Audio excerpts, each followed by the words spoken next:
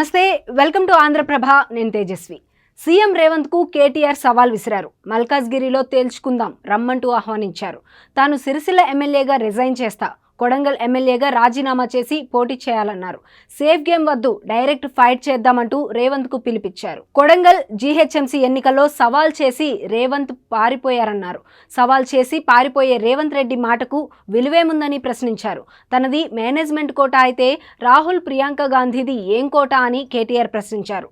రేవంత్ది payment కోట, డబ్బులిచ్చి పదవి తెచ్చుకున్నారని ఆరోపించారు.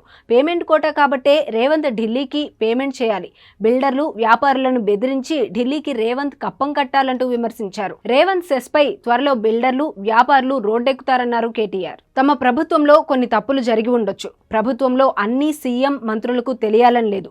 తప్పులు జరిగాయనుకుంటే విచారించి చర్యలు తీసుకోవాలని సూచించారు. మార్చి 2 నుండి బీఆర్ఎస్ ఎంపీ అభ్యర్థిత్వాలపై కసరత్తు చేస్తామని, ఎంపీ అభ్యర్థిత్వాలపై కేసీఆర్ సమావేశాలు నిర్వహిస్తారని తెలిపారు. మేడిగడ్డ, అన్నారం వెళ్తున్నామని, అన్నారంలో పవర్ పాయింట్ ప్రెజెంటేషన్ ఉంటుందని చెప్పారు.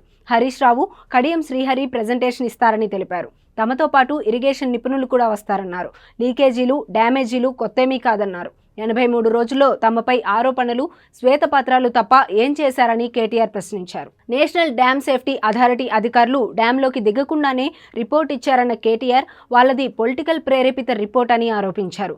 చేత కాకపోతే తప్పుకోవాలని, తాము చేసి చూపిస్తామని కేటీఆర్ సవాల్ విసిరారు.